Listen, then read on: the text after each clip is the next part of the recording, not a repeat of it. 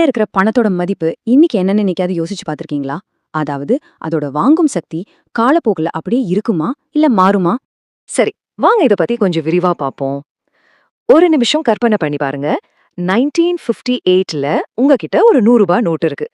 அத நீங்க ஒரு 60 வருஷமா உங்க வீட்ல பத்திரமா வச்சிருக்கீங்க. இப்போ அந்த நோட்டை எடுத்துக்கிட்டு கடைக்கு போனா அதோட மதிப்பு என்ன தெரியுமா? வெறும் ₹1.20. ஷாக்கிங்கா இருக்குல்ல? ஆமா, நம்ம பணத்தோட மதிப்பு இப்படி குறையறதுக்கு பேர் தான் பணவீக்கம். சிம்பிளா சொல்லணும்னா, பணவீக்கம்னா விலைவாசி உயர்வு. ஆனா இது ஏன் நடக்குது? பணவீக்கங்கிறது எப்போதுமே ஒரு கெட்ட விஷயம் தானா? வாங்க, இது எல்லாத்தையும் பத்தி தான் இந்த பகுதியில நம்ம பார்க்க போறோம். முதல்ல இந்த விலைவாசி உயர்வுக்கு பின்னால இருக்கிற முக்கியமான 4 காரணங்கள் என்னென்னு புரிஞ்சுக்கலாம். அது என்னென்னன்னா, டிமாண்ட் புல் இன்ஃப்ளேஷன், அதாவது தேவை இழுப்பு பணவீக்கம். 2வது காஸ்ட் புஷ் இன்ஃப்ளேஷன், அதாவது செலவு தள்ளு பணவீக்கம். 3வது வேஜ் புஷ் இன்ஃப்ளேஷன், அதாவது ஊதிய தள்ளு பணவீக்கம்.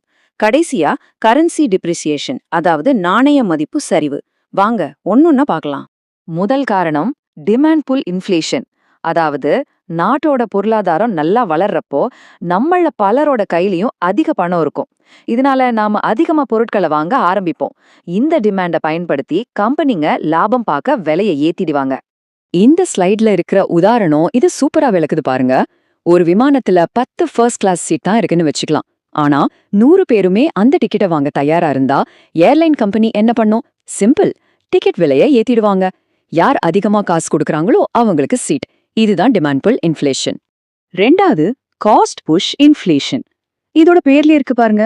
ஒரு பொருளை உற்பத்தி செய்யறதுக்கான செலவு அதிகமாகும் போது அதோட விலையும் அதிகமாகும். உதாரணத்துக்கு, சரியா மழை பெய்யாததால விவசாயம் பாதிப்பட்டா, இல்ல பெட்ரோல் டீசல் விலை ஏறினா, இல்லனா அரசாங்கம் மூலப்பொருட்கள் மேல புதுசா வரி போட்டா, கம்பெனிங்க அந்த செலவை ஈடுகட்ட நம்ம கிட்ட தான் விலையை ஏத்துவாங்க. 3வதா வர்றது ஊதிய தள்ளு பணவீக்கம். ஆமா, இது கேட்க கொஞ்சம் ஆச்சரியமா தான் இருக்கும்.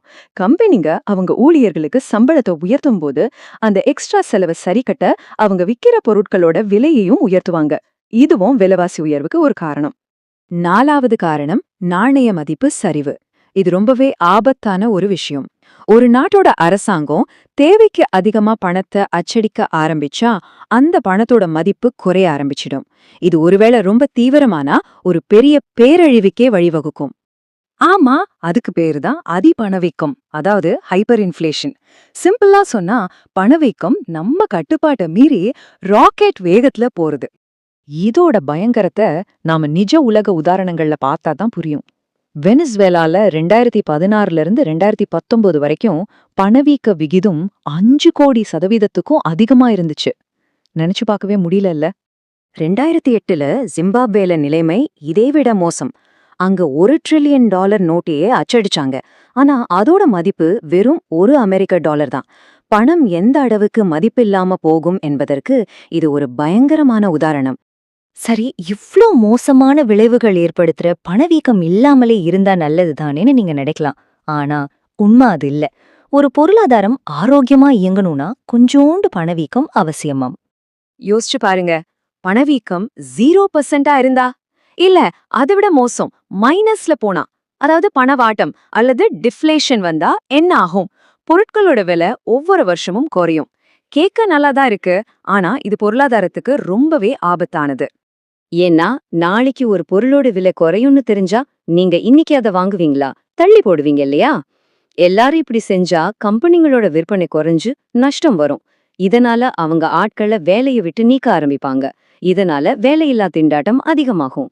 இந்த ஸ்லைட பாருங்க. இதுக்கு பேரு பிலிப்ஸ் வளைவு. இது சிம்பிளா என்ன சொல்லுதுன்னா, பொதுவா பணவீக்கம் அதிகமா இருக்கும்போது வேலையில்லா திண்டாட்டம் கம்மியாவும், பணவீக்கம் கம்மியா இருக்கும்போது வேலையில்லா திண்டாட்டம் அதிகமாவும் இருக்கும். இது ஒரு நேர்மாறான தொடர்பு. அதனால ரொம்ப அதிகமாவும் இல்லாம ரொம்ப கம்மியாவும் இல்லாம ஒரு கரெக்டான பேலன்ஸ கண்டுபிடிக்கிறது தான் முக்கியம். வளர்ந்த நாடுகள்ல சுமார் 2% பணவீக்கத்தை டார்கெட்டா வச்சிருக்காங்க. இந்தியாவுக்கு இந்த டார்கெட் 4%. இதுல 2% கூடலாம் இல்ல குறையலாம். இதுதான் நிலையான விலையையும் அதிகபட்ச வேலைவாய்ப்பையும் உறுதி செய்யுது. சரி, இந்த பணவீக்க விகிதத்தை யார் கண்ட்ரோல் பண்றா, எப்படி பண்றாங்க? வாங்க பார்க்கலாம். பொதுவா ஒரு நாட்டோட சென்ட்ரல் பேங்க் தான் பணவீக்கத்தை கட்டுப்படுத்தும். நம்ம இந்தியால அது ரிசர்வ் பேங்க் ஆஃப் இந்தியா, அதாவது RBI. அவங்க வட்டி விகிதங்களை ஒரு முக்கியமான கருவியா பயன்படுத்துவாங்க. ஆர்பிஐ வட்டி விகிதத்தை ஏத்தும் போது பேங்க்ல லோன் வாங்குறது காஸ்ட்லி ஆகிடும். இதனால மக்களும் பிசினஸும் கடன் வாங்குறத குறைச்சுக்குவாங்க. இதனால பொருளாதாரத்துல பணப்புழக்கம் கம்மியாகி டிமாண்ட் குறைஞ்சு பணவீக்கம் கட்டுப்பாட்டுக்குள்ள வரும். சரி, இவ்ளோ நேரம் பொருளாதாரம், சென்ட்ரல் பேங்க்னு பேசிட்டோம். இப்போ இத தனிப்பட்ட முறையில உங்களை எப்படி பாதிக்குதுன்னு பார்க்கலாம். இந்த முழு விளக்கத்திலே நீங்க ஞாபகம் வச்சுக்க வேண்டிய ஒரு முக்கியமான விஷயம் இதுதான்.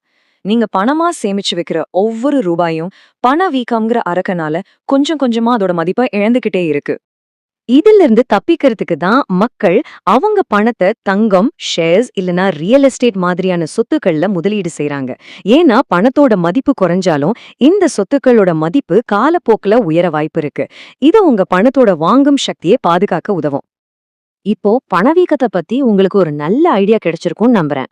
அப்ப கேள்வி இதுதான்: நீங்க கஷ்டப்பட்டு சம்பாதிச்ச பணத்தோட எதிர்கால மதிப்பை பாதுகாக்க நீங்க என்ன செய்ய போறீங்க? யோசிச்சு பாருங்க.